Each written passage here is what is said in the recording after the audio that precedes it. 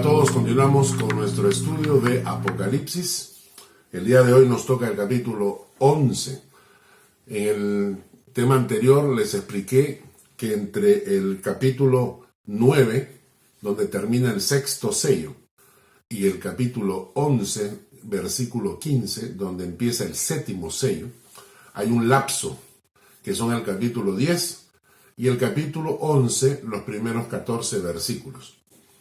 En el tema anterior tocamos el capítulo 10. Hoy día nos tocaría el capítulo 11, de los versículos 1 hasta el 14. Acá hay dos temas principales. En los versículos 1 y 2 se nos habla del tercer templo. Y a partir del versículo 3 en adelante se nos habla de los dos testigos que llegarán acá a la tierra. Empecemos con los primeros dos versículos. Apocalipsis 11, versículos 1 y 2. Entonces me fue dada una caña semejante a una vara de medir. Se me dijo: levántate y mide el templo de Dios y el altar y a los que adoran en él. Pero el patio que está fuera del templo, déjalo aparte y no lo midas, porque ha sido entregado a los gentiles, y ellos hollarán la ciudad santa 42 meses. ¿De qué templo estamos hablando? Vamos a hacer un poco de historia. El rey David tenía un corazón de acuerdo al corazón de Dios, dice la Biblia. Y al final de sus años, cuando ya estaba en la vejez, decidió construir un templo para Dios, para Jehová. Él dijo que quería construir un templo de tal magnitud, de tal gloria mayor que el palacio del rey, porque su Dios merecía tener un templo mayor, de mayor gloria que el mismo palacio del rey. Sin embargo, el profeta se acerca donde el rey David y le dice: no, tú no vas a construir el templo, porque la casa de David tenía mucha sangre derramada. Obviamente David cometió algunos errores en su vida y esos errores implicaron la muerte del esposo de Betsabé, con la cual después se casó. Entonces Dios le dijo: David, tú no lo vas a construir, pero me lo va a construir tu hijo, Salomón. Y Salomón construyó el primer templo. Hasta ese entonces el pueblo de Israel solo tenía el tabernáculo, que era una carpa grande. Ahora iban a tener un templo. Al templo de Salomón se conoce como el primer templo, o también llamado el templo de Salomón. Esta construcción del templo de Salomón duró cerca de 7 años. Pero al final, Israel es invadido por el imperio babilónico, por Nabucodonosor, quien destruyó el templo en el año 586 antes de Cristo. De esta manera el primer templo fue destruido. El cautiverio en Babilonia duró 70 años, según profecía que Dios había dado a Daniel. 70 años sería la duración del cautiverio, y al término de esos 70 años, Nabucodonosor ya falleció.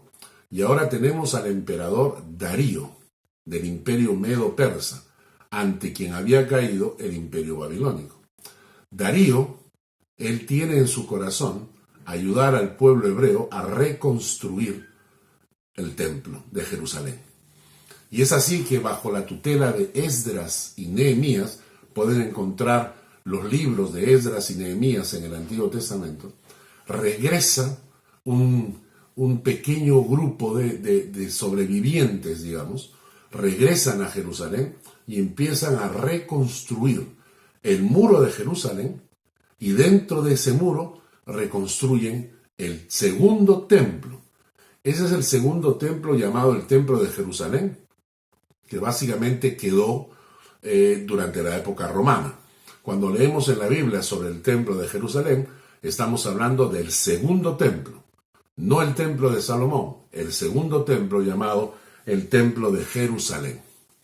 Sin embargo, ese templo que habitó, que Jesucristo visitó y en la época romana, ese templo fue destruido en el año 70 después de Cristo por las turbas romanas a cargo de Vespasiano y de su hijo, el general Tito. Lo interesante es que hubo una profecía de Jesús sobre ese templo. Jesús dijo que no iba a quedar piedra sobre piedra de ese templo. Y efectivamente, cuando llegaron las turbas romanas a Jerusalén, se corrió la voz de que el pueblo hebreo había escondido el oro entre las piedras del templo. Y el ejército romano se preocupó de sacar piedra sobre piedra para tratar de encontrar el oro escondido entre las piedras del templo. Lamentablemente el oro no estaba ahí, no estaba escondido entre las piedras del templo, y por eso en el año 70, literalmente, el templo de Jerusalén fue destruido, fue desmantelado, es la palabra exacta, en el año 70. Y esto es considerado el segundo templo de Jerusalén.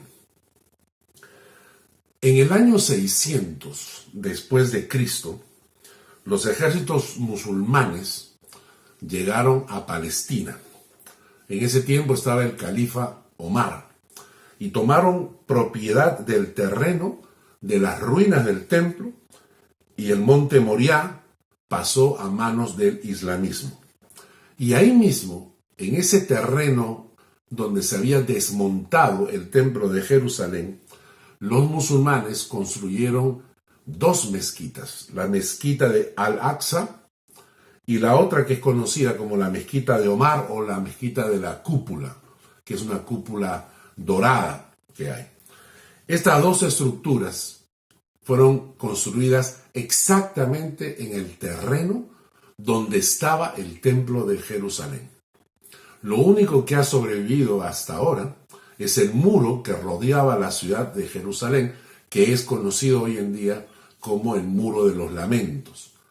Pero el templo de Jerusalén fue completamente desapareció, y en su lugar en este momento se encuentran estas dos mezquitas de los musulmanes que son íconos de la fe del Islam. Sin embargo, las profecías bíblicas indican que un tercer templo se va a reconstruir. Y las profecías bíblicas son claras. La Biblia menciona de que un príncipe aparecerá y que va a surgir de entre las naciones del antiguo imperio romano, que harán cesar los sacrificios y las ofrendas durante el periodo de la tribulación.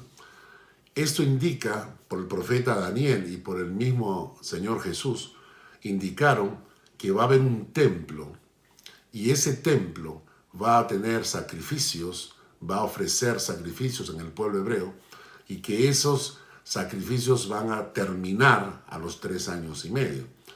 ¿Qué quiere decir esto? Que lo que nosotros conocemos como el anticristo va a lograr una paz entre el pueblo hebreo y el pueblo musulmán, de tal manera que le van a permitir reconstruir el templo por tercera vez, el tercer templo.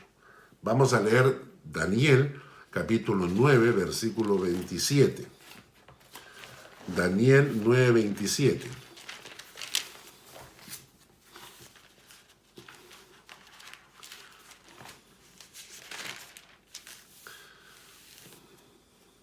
Daniel 9, 27 dice: y por otra semana confirmará el pacto con muchos. Quiero aclarar esto. Si leen Daniel capítulo 9, desde el versículo 24 en adelante, se habla de las 70 semanas proféticas determinadas sobre el pueblo de Israel. Cada semana profética es de 7 años. El versículo 25 dice: sabe pues y entiende que desde la salida de la orden para restaurar y edificar a Jerusalén hasta el Mesías príncipe habrá 7 semanas y 62 semanas. Versículo 26: y después de las 62 semanas se quitará la vida al Mesías, mas no por sí. 69 semanas determinadas desde que se reconstruye el segundo templo hasta la muerte del Mesías. Se cumplieron exactamente. Si ustedes calculan en términos de años, van a encontrar que las 69 por 7, 69 por 7, son 483 años, si no mal me equivoco, ¿no? Se cumplen exactamente los años en que el templo fue reconstruido y la muerte del Mesías. En ese momento, cuando muere Cristo, se detiene el reloj profético de Israel y empieza el tiempo de la iglesia. Queda una semana profética pendiente. Cuando venga el arrebatamiento de la iglesia, cuando la iglesia salga de la tierra, se terminó el tiempo de la iglesia y se inicia la última semana profética de Israel, los últimos 7 años que van a coincidir con los 7 años de la gran tribulación de Apocalipsis. Quizás en alguna oportunidad podríamos hacer un estudio explicando con detalle esto de las 70 semanas proféticas de Daniel. Y en la última semana profética, en los últimos 7 años, versículo 27 dice: y por otra semana confirmará el pacto con muchos, pero a la mitad de la semana hará cesar el sacrificio y la ofrenda. Si no hay templo, no puede haber sacrificio ni ofrenda. Tiene que haber un templo. Después, con la muchedumbre de las abominaciones, vendrá el desolador, hasta que venga la consumación y lo que está determinado se derrame sobre el desolador. Y Jesucristo, en el Mateo capítulo 24, nos menciona exactamente el mismo tema.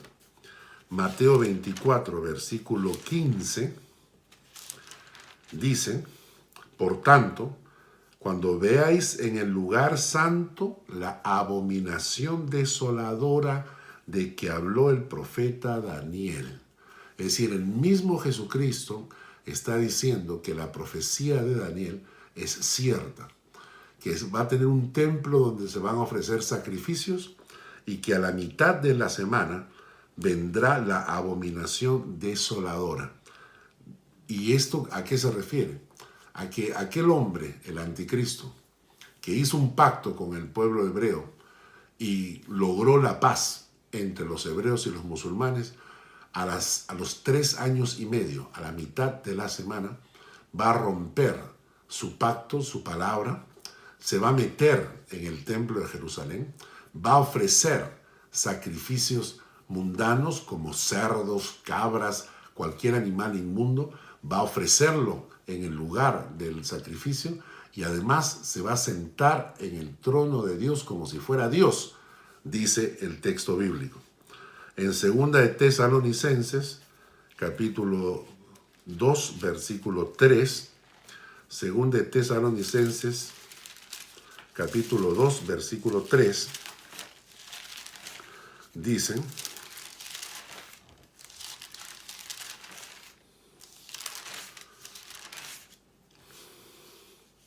nadie os engañe en ninguna manera, porque no vendrá, ¿quién? El anticristo, sin que antes venga la apostasía y se manifieste el hombre de pecado, el hijo de perdición, el cual se opone y se levanta contra todo lo que se llama Dios o es objeto de culto, tanto que se siente en el templo de Dios como Dios, haciéndose pasar por Dios. En el versículo 8 dice: y entonces se manifestará aquel inicuo a quien el Señor matará con el espíritu de su boca y destruirá con el resplandor de su venida. Inicuo cuyo advenimiento es por obra de Satanás, con gran poder y señales y prodigios mentirosos. Y entonces se está diciendo que el anticristo va a lograr esta paz temporal, pero luego a los 3 años y medio va a violentar el templo, el tercer templo reconstruido. ¿Es fácil? No es fácil, porque actualmente en ese terreno están estas dos mezquitas del pueblo árabe, del pueblo musulmán. La famosa, la cúpula dorada. Y entonces, para reconstruir el templo habría que destruir estas mezquitas islámicas. Y eso implicaría una guerra contra todo el pueblo islámico. Entonces, no es fácil en este momento hacerlo. En el 1990, para que entendamos un poco la gravedad de la situación, en 1990, cuando el pueblo hebreo iba a celebrar el Yom Kippur, que es el día de la expiación, la festividad más grande del pueblo hebreo, se corrió la voz de que algunos hebreos iban a colocar la primera piedra del templo en forma simbólica. Las autoridades hebreas lo prohibieron porque sabían que eso podía traer muchas consecuencias. Sin embargo, la bola continuó, la bola corrió, llegó a oídos de los musulmanes, quienes esa noche llegaron al terreno y a todo israelita que pasaba comenzaron a atacar y a golpear. En total murieron 20 personas y cerca de 200 heridos solo por la suposición de que algunos iban a colocar una piedra inicial simbólica de la reconstrucción del templo. Así es de grave la situación. Por otro lado, debemos saber que el pueblo hebreo tiene una comisión permanente ya formada hace años para la reconstrucción de su templo. Lo que ustedes están viendo en este momento es la maqueta del tercer templo a ser reconstruido. Tienen la maqueta, tienen todos los materiales, tienen todo el dinero guardado, listo para usarlo, tienen hasta todos los utensilios. Todo, absolutamente todo, ya lo tienen. Solamente necesitan el lugar, el espacio para reconstruir el templo de Jerusalén. En otras palabras, tiene que ocurrir un milagro político, vamos a decir así, para que ellos puedan reconstruir el templo. Pero el inicio de la reconstrucción del templo es el inicio de los últimos 7 años de Apocalipsis. Si nosotros sabemos, escuchamos, recibimos noticias de que el templo de Jerusalén empezó a ser reconstruido, debemos saber que quedan 7 años para esta humanidad, que la venida del Señor es inminente, que la iglesia está lista para partir y que vienen los próximos 7 años de la gran tribulación, apenas el templo esté construido. Esta es una señal profética que hay que estar atentos porque en cualquier momento podríamos recibir una noticia así. Bien, ahora continuamos en Apocalipsis, capítulo 11, versículos 3 en adelante. Entramos a otro tema. Entramos a 2 personajes. La Biblia les llama los testigos. Vamos a leer. Versículo 3 en adelante. Y daré a mis 2 testigos que profeticen por 1260 días, vestidos de cilicio. Estos testigos son los 2 olivos y los 2 candeleros que están en pie delante del Dios de la tierra. Si alguno quiere dañarlos, sale fuego de la boca de ellos y devora a sus enemigos. Y si alguno quiere hacerles daño, debe morir él de la misma manera. Estos tienen poder para cerrar el cielo, a fin de que no llueva en los días de su profecía, y tienen poder sobre las aguas para convertirlas en sangre y para herir la tierra con toda plaga cuantas veces quieran. Primeramente, ¿cuál es la misión de estos testigos? Su misión es profetizar. No tiene nada que ver con decir sueños ni cosas místicas. La palabra profetizar significa traer un mensaje de Dios a los hombres. Lo que tienen que hacer estos testigos, van a predicar. ¿Cuánto va a durar este ministerio de estos dos testigos? Va a durar 1260 días, equivalente a 3 años y medio. Y estos dos testigos vienen cubiertos del poder de Dios, es decir, el poder de Dios los está protegiendo, los está cuidando durante esos 3 años y medio. Dice, por ejemplo, en el versículo, vamos a leer, testigos están de pie. El versículo 6, estos tienen poder, dice, para cerrar el cielo, a fin de que no llueva en los días de su profecía. Tienen poder sobre las aguas para convertirlas en sangre y para herir la tierra con toda plaga cuantas veces quieran. También se habla de que de su boca sale fuego, ¿no? De su boca sale fuego, en el versículo 5. ¿A qué se refiere con que de su boca sale fuego? No es que sale fuego de sus labios, pero tiene que ver, para los que conocen la historia, lo que pasó con Elías el profeta.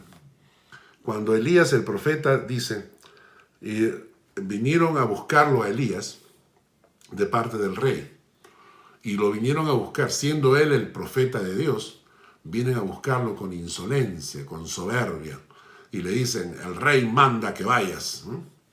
Y Elías, haciendo uso de su autoridad espiritual y de su dignidad como siervo de Dios, dice, si yo soy varón de Dios, que descienda fuego del cielo y consúmate a tus 50.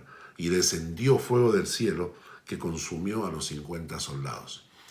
Cuando el profeta Elías da la orden, inmediatamente desciende fuego del cielo y consume a los soldados. Y esto lo repite nuevamente 2 veces, y a la tercera el general ya le pide con humildad, por favor, anda donde el rey, ¿no? El texto bíblico dice que en muchos casos los profetas de Dios tienen el poder de invocar y cae fuego del cielo, que puede ser en forma de un rayo también, ¿no? De alguna manera la voz, la autoridad que tienen estos dos testigos va a permitir este tipo de juicios. Luego dice que si alguno quiere hacerles daño, o sea, cualquier persona que quiera agredirlos morirá de la misma manera. Tienen poder para cerrar el cielo, que esto fue lo que hizo el profeta Elías. Cuando Elías oró para que no llueva, y no llovió durante 3 años, ¿no?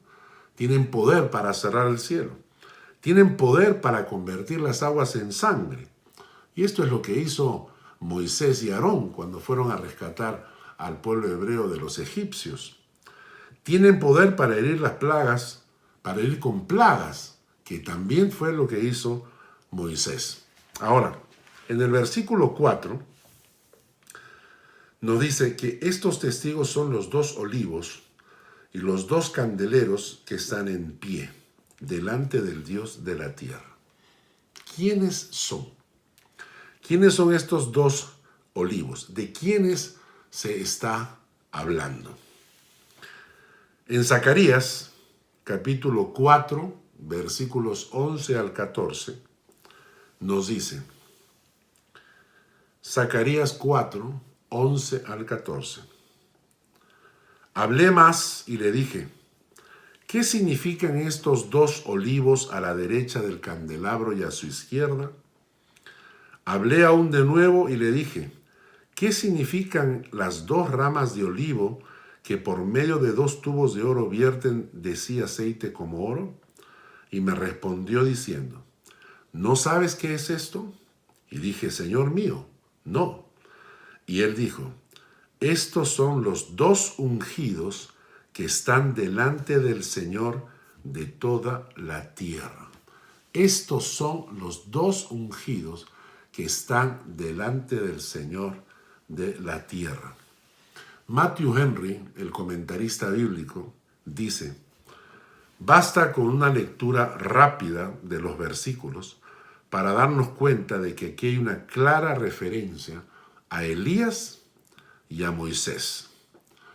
No vamos a intentar ser dogmáticos en este punto, pero creo, en efecto, que estos dos testigos son Moisés y Elías, como lo vamos a demostrar a continuación. Las tradiciones rabínicas afirman de que se trata de Moisés y Elías. Elías ascendió al cielo en un carro de fuego. Sobre Elías existe una profecía muy clara.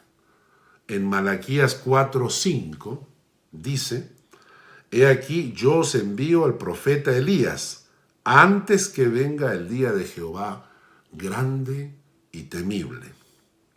El texto de Apocalipsis 11 menciona dos cosas que hizo Elías.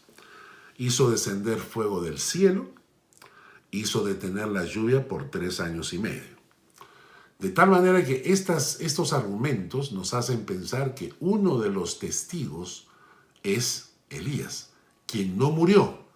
Es uno de los personajes que no murió. En la Biblia dice que fue llevado al cielo en carros de fuego. Segundo, el segundo testigo, la muerte de Moisés también está inmersa en eventos extraños. En Deuteronomio, capítulo 34, versículos 5 al 7, dice: Y murió allí Moisés, siervo de Jehová, en la tierra de Moab, conforme al dicho de Jehová, y lo enterró en el valle, en la tierra de Moab, enfrente de Bet-peor, y ninguno conoce el lugar de la sepultura hasta hoy. ¿Por qué Dios mismo sepultó a Moisés? ¿Dónde? ¿Cómo?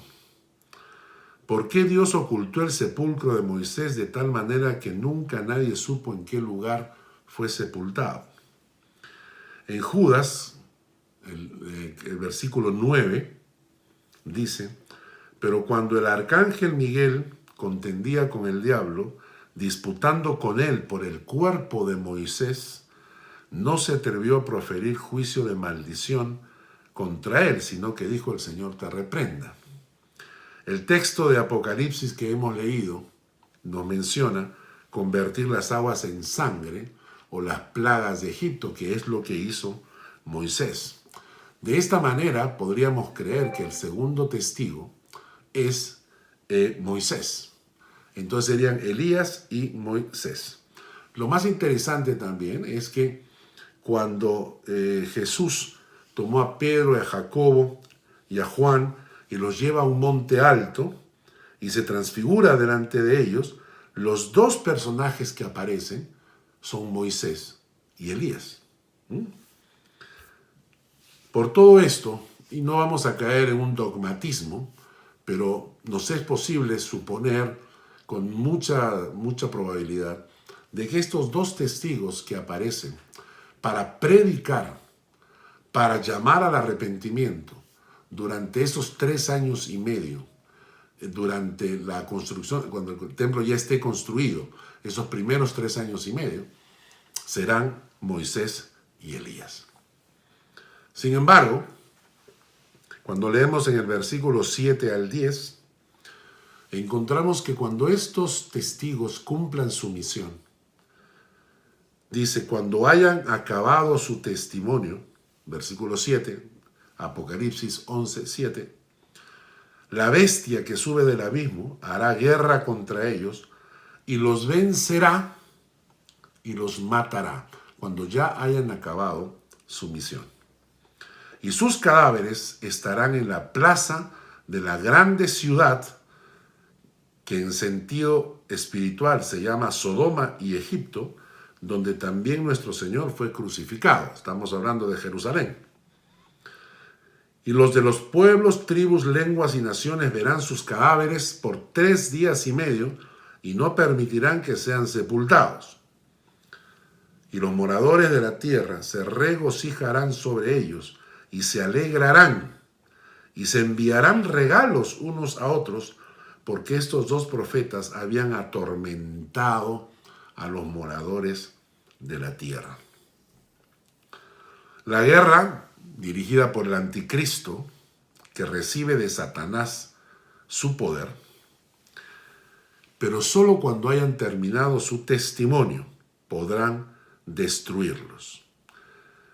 Esto nos muestra que a veces cuando Dios tiene un plan y tu tiempo, tu ministerio terminó, es hora de partir.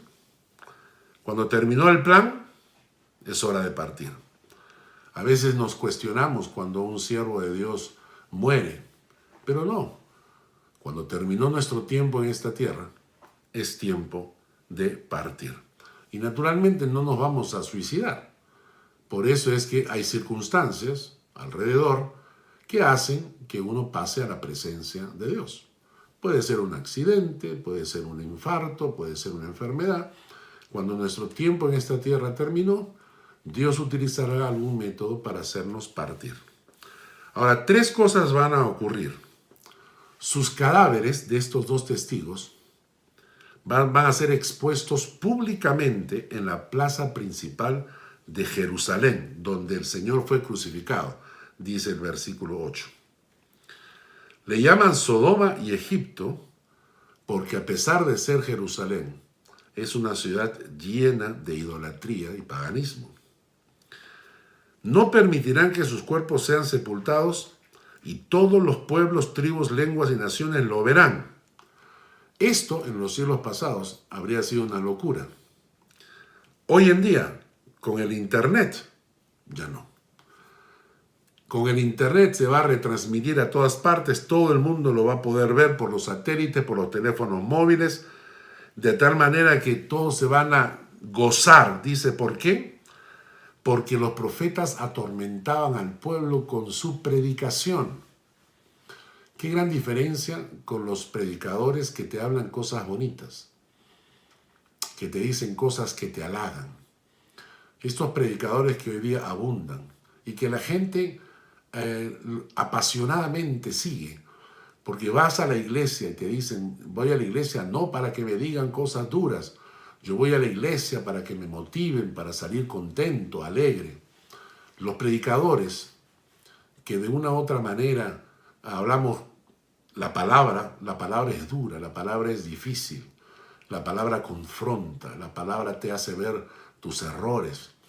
Y entonces la gente no le agrada ese tipo de predicación. La gente prefiere una predicación suave, una predicación light, una predicación que te haga sentir una persona buena, una predicación que te diga que en el fondo eres bueno, que tienes buenos sentimientos, que te vas a salvar de todas maneras. Pero la verdad es que a veces la predicación es dura, porque todos de alguna manera estamos cometiendo errores y necesitamos que la palabra nos confronte para sacarnos de ese error. Pero eso no le gusta a la gente. Estos 2 testigos predicaban un mensaje duro. Dice el texto que atormentaban a la gente con su predicación. Y por esa razón, cuando fallecen, la gente aplaude y celebra. Celebra de tal manera que hasta se entregan regalos, dice, entre ellos. Se celebran hasta que se entregan regalos entre ellos. ¿Qué será? ¿No? Yo me imagino, ¿pueden imaginar ustedes a la comunidad gay? ¿O a la comunidad pro aborto? ¿Pueden ustedes imaginar a todo este grupo de mujeres lesbianas que salen en las calles semidesnudas y que estos 2 testigos han predicado contra toda esa aberración? ¿Saben qué van a pasar cuando estos 2 testigos mueran? Toda esa gente van a salir a aplaudir, van a celebrar, van a hacer fiesta, porque la predicación de ellos los atormentaba, como hoy en día. Cuando tú predicas contra estas aberraciones, entonces la gente sale a protestar y te llaman homofóbico y te llaman todo lo que quieren llamarte. Pero cuando estos testigos vengan, van a predicar y estas comunidades de gentes van a odiar la predicación. Cuando mueran estos 2 testigos, esta gente va a celebrar, va a salir a la calle a celebrar. Continuamos con el versículo 11 hasta el 14. Pero después de 3 días y medio, entró en ellos el espíritu de vida enviado por Dios, y se levantaron sobre sus pies, y cayó gran temor sobre los que los vieron, y oyeron una gran voz del cielo que les decía: subid acá. Y subieron al cielo en una nube, y sus enemigos los vieron. En aquella hora hubo un gran terremoto, y la 10ª parte de la ciudad se derrumbó, y por el terremoto murieron en número de 7,000 hombres, y los demás se aterrorizaron y dieron gloria al Dios del cielo. El segundo ay pasó, he aquí el tercer ay viene pronto. El final es la victoria del Señor.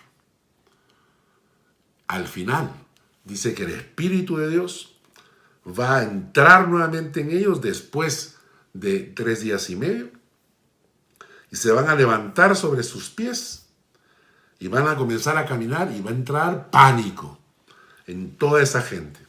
Habrá un gran terremoto, la 10ª parte de Jerusalén se derrumba, van a morir 7,000 personas.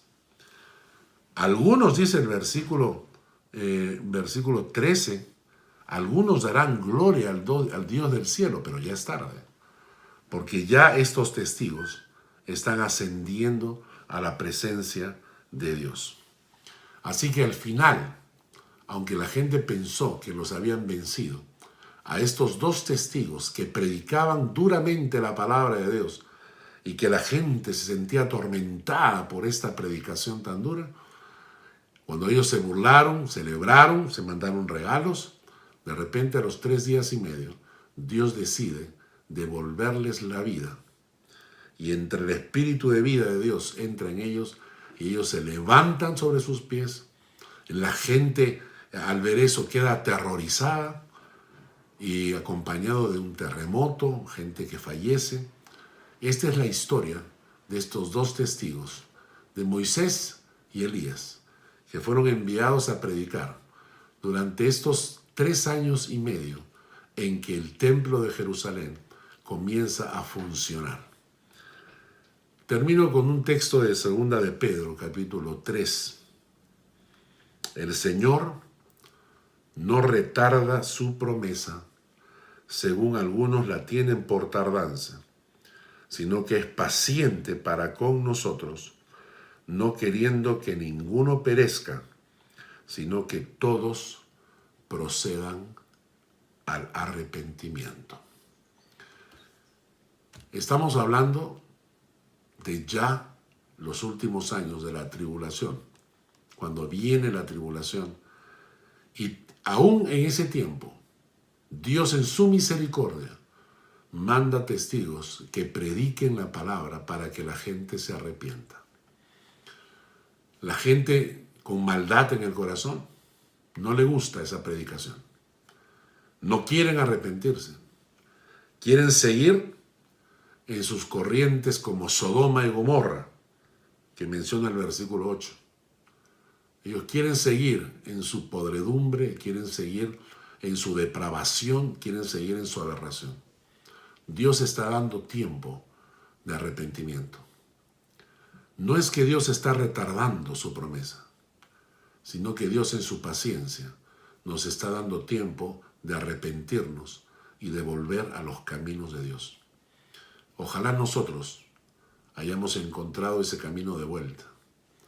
Nosotros tenemos quizás 15 o 20 años más de vida.